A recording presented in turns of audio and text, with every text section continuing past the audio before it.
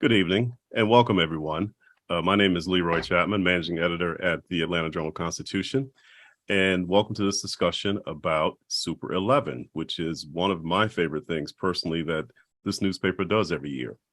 For my money, Georgia has the best high school football in America outside of probably Texas and California, and there's a lot of talent here, and this is one of our efforts to showcase that talent.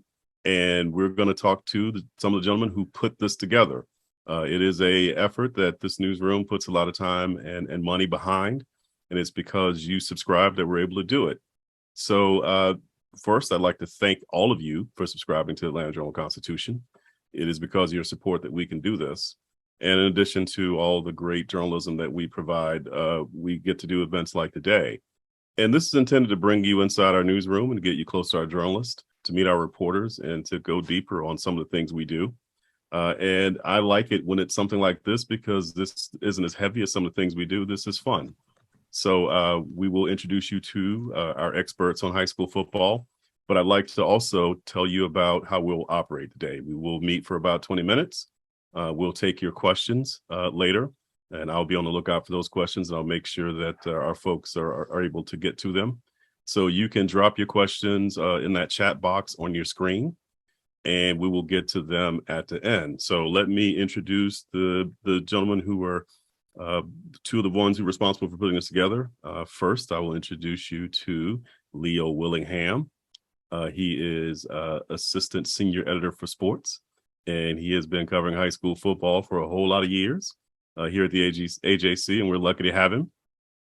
And then also we have Todd Holcomb, and Todd has been he's been covering high school football for several decades himself, working with the AJC. I think he told me for the first time in 1985. So that's a lot of years covering high school football in this state. So what we're talking about is that we have a couple of experts here. And probably, I guess, between them, more than 5 decades of experience in high school football. So when you talk about done it all, seen it all, we're talking about these two gentlemen. So what I'm going to do is go ahead and toss it to you guys so you can talk about this 2022 team that's just out. And if you've not been able to look at that, we're going to put a link in the chat box so you guys can go to the online version of that. And we're going to talk about who's on the team, and we'll let these guys talk to you about how they put together this project and what it all means. So, gentlemen, Leo, Todd, take it away. Thank you very much, Leroy. I appreciate the kind words, and you make me feel old when you say a combination of 5 decades of covering high school football, but I guess we have been around for a while. Just to give you give everyone a brief introduction to who I am, and to also lead into what we're going to talk about tonight. I've been here at the AJC for 29 years.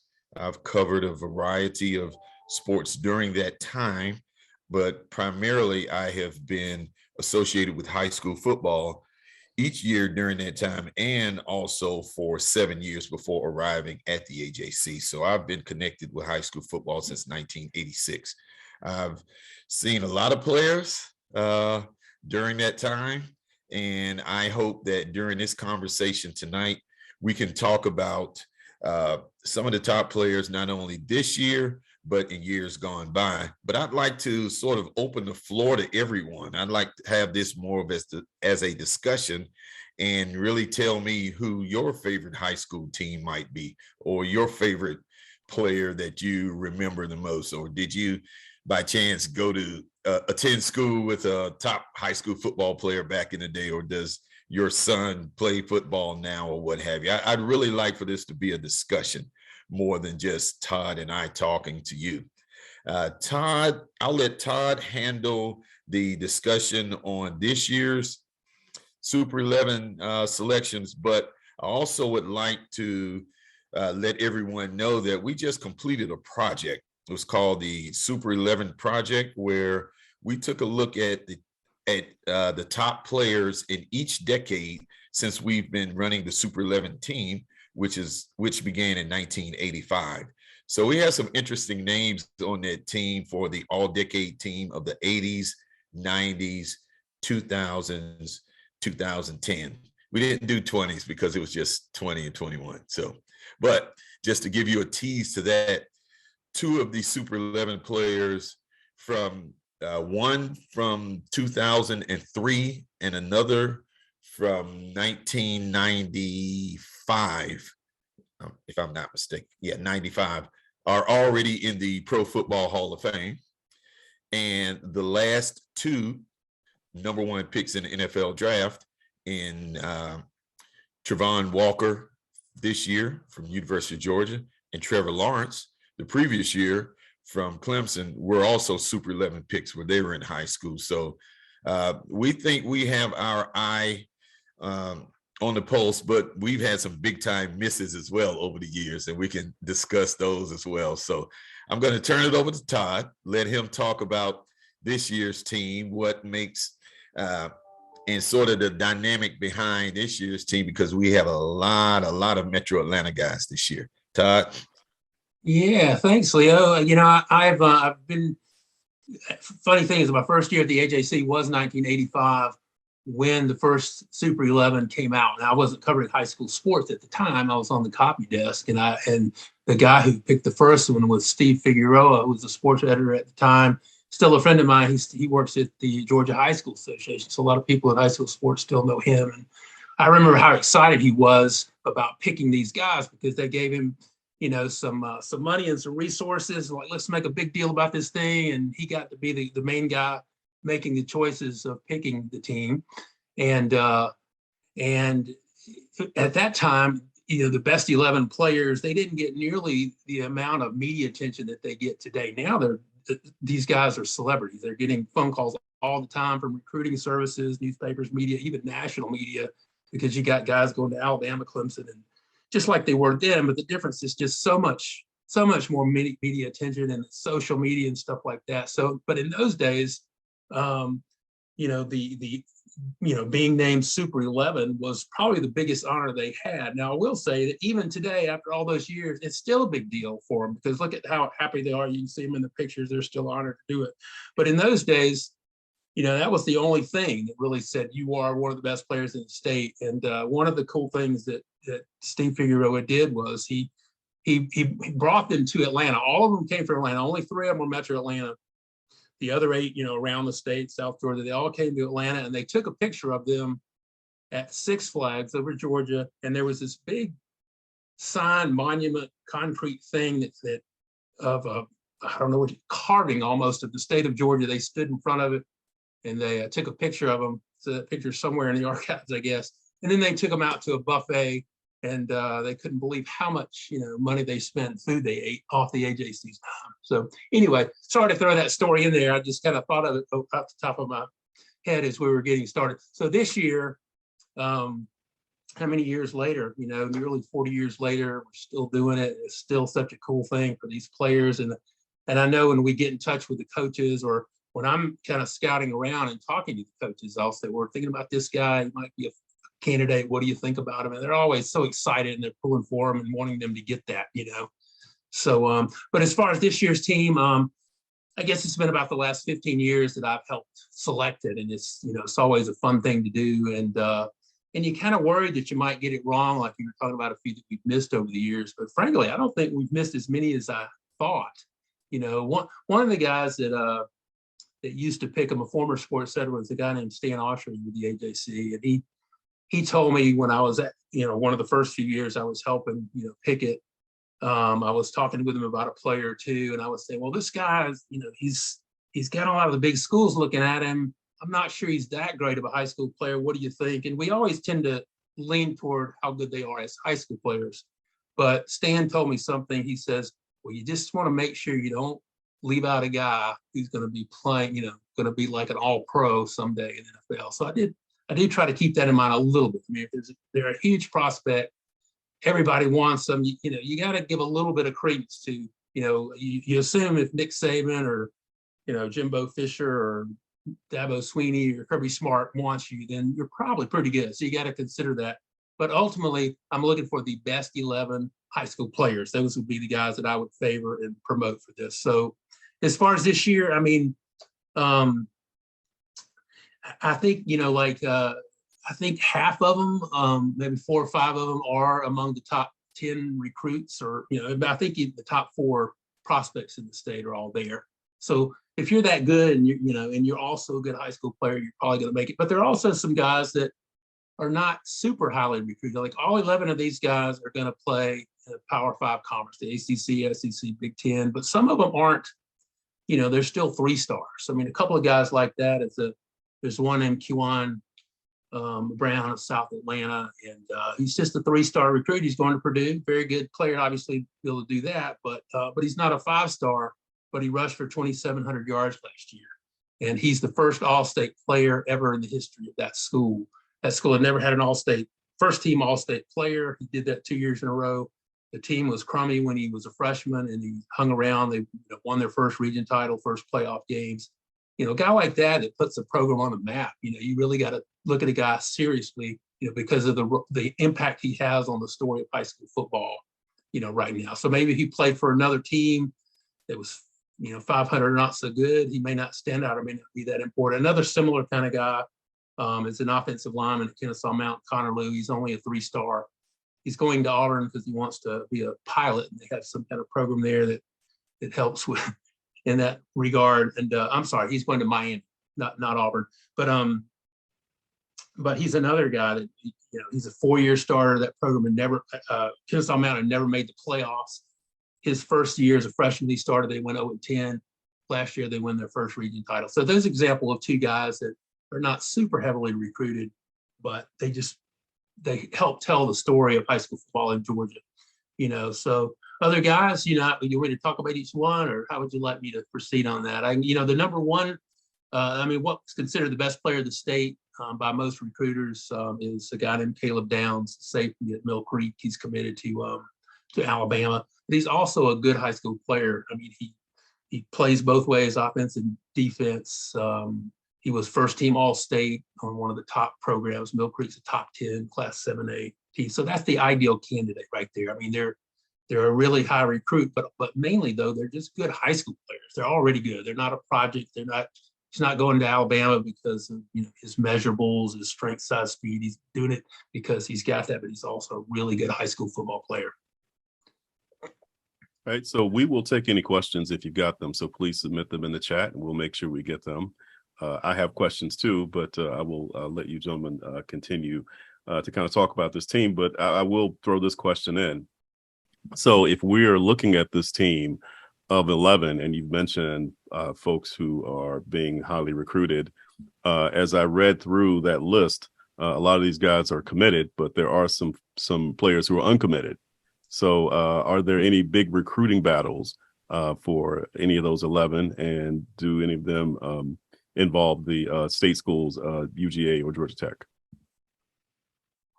Yeah, the only guy that's uncommitted right now is North Gwinnett's kind of a nose tackle named Caden McDonald, and he's probably pretty close to committing. But of course, you have to realize too, the signing day, the first signing day is in December, and then you've got one in February. And a lot of these guys may end up flipping. I mean, last year the best high school player in the state was a guy named Travis Hunter. He was a Super 11. He'd been committed to Florida State for 15 months, like a year, even before his senior season. And then on signing day, without Florida State even knowing it, he decides he's going to go to Jackson State. So, yeah, a lot of these guys are still getting recruited, most of them, even though 10 out of 11 are committed. And I'll just add to the recruiting question, and then we'll take the question that appears in the chat. But as Todd mentioned earlier, back when Super 11 started, and even as close as maybe 10 years ago, the entire recruiting cycle was much, much different than it is now. You have kids committing to programs before their senior season starts, and some will commit even 2 years before their junior high school season. They will commit to a program. And so the days of seeing someone that's a really high recruit that hasn't committed yet is a little unusual, but it happens because sometimes that kid might have been a late bloomer and he just might want to weigh all of his options because the recruiters are coming at him so hot and heavy right now and fast and furious that it can be a very mind-blowing, overwhelming experience. So some kids really just take their time and before deciding on the school, but that can also be a detriment as well for some over anxious coaches who really want to try to fill their recruiting slots before the early signing period actually begins in December. Yeah, another thing I'm glad y'all mentioned this about what you just said, Leo, about how the recruiting cycles changed. I remember a few years ago in writing one of the stories about Super 11 that I had discovered that the first guy that had ever committed before the season was in 1998. McEachin had a quarterback named A.J. Suggs at Tennessee. And before that, nobody was ever committed before the first. I mean, none of the really nobody before the season started. I don't really forgot what exactly changed the trend, but now usually most of them are committed. Not always as many as 10, but most of them are by the first game. We do have a question here from someone in the audience, and they want to know if we've thought about a Super 11 or top 11 for football coaches or for scholar athletes. And I like that second one because I played high school football, but I was also on the academic team. And I got to tell you, no college looked at me for football.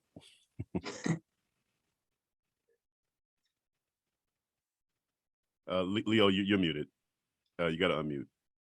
We try to recognize the top coaches and primarily the top scholar football athletes near the end of the season when we have sort of our all-state look backs and also at the end of the year when we have our end of year sports award winners, we take a look at those as well. But I can tell you top 11 football coaches is a pretty good idea because we've got some coaches in the state of Georgia that are tremendous. I mean, you have some that have been around for a long time and have won a lot of games, won a lot of region championships, won a lot of state championships.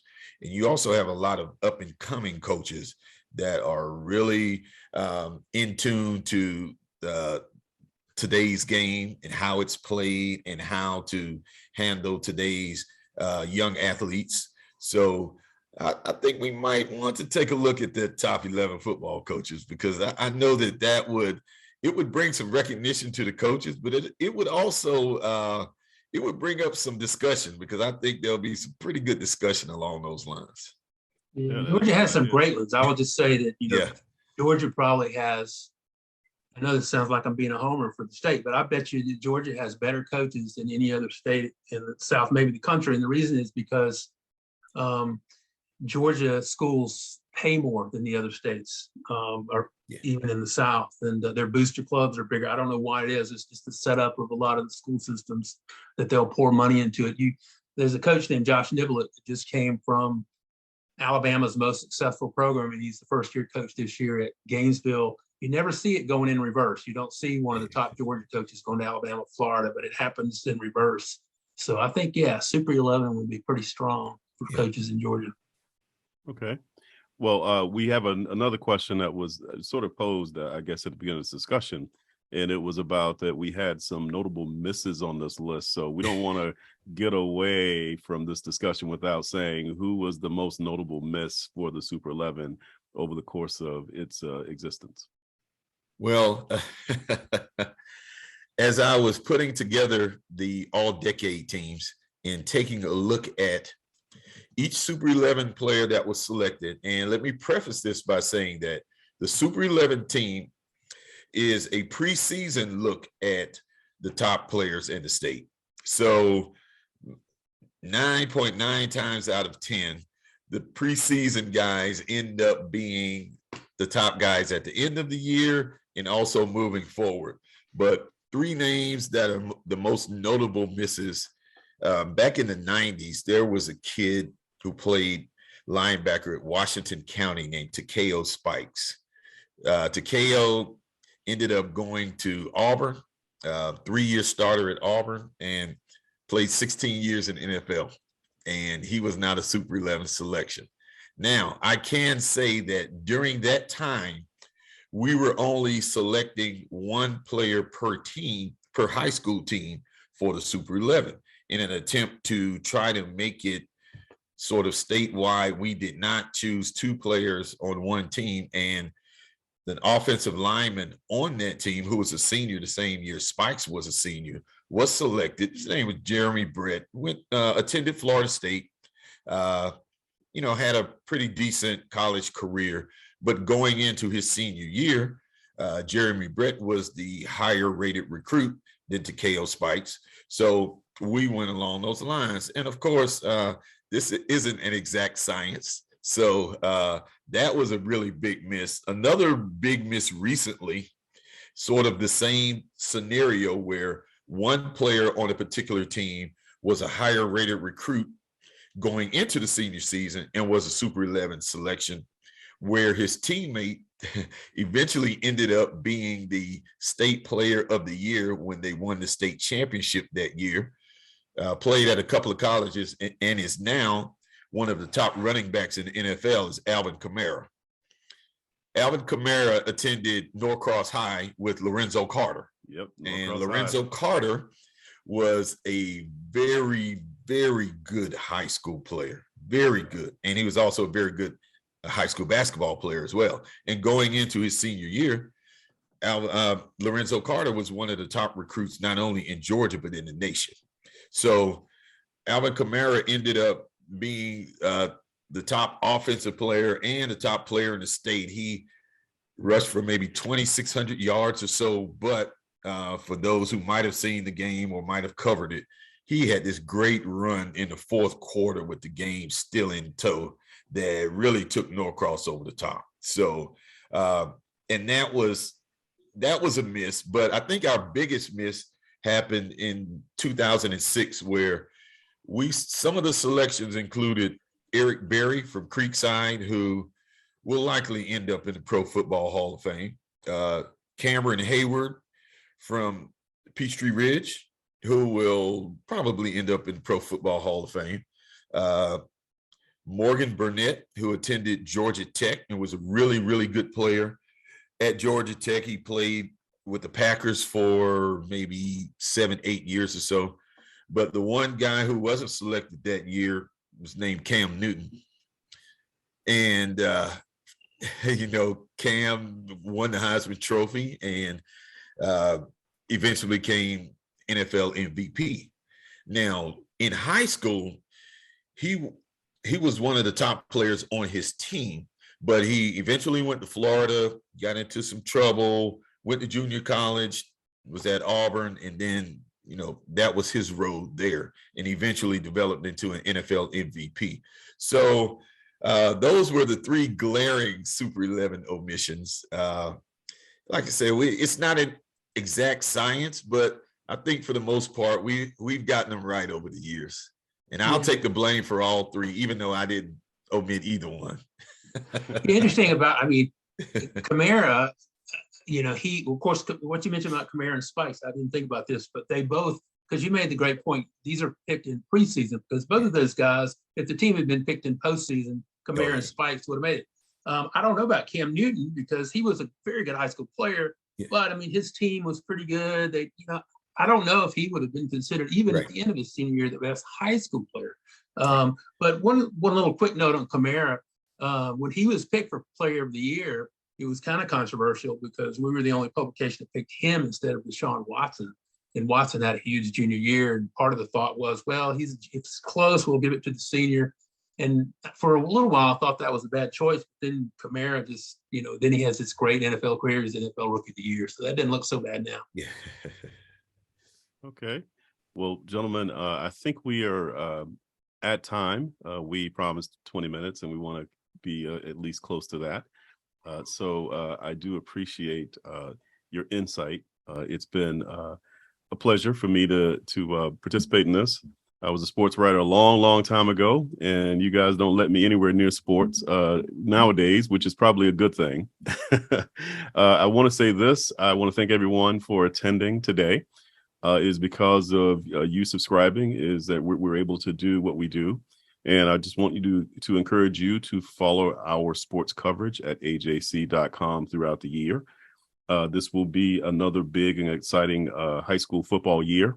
Looking at that Super 11 team, there are a lot of significant players, and Georgia is always in the mix when it comes down to high school football. And I will say this and say it again, outside of the two really big states that we don't compare to, states that are either our size or in the South, I think this is really the capital of high school football.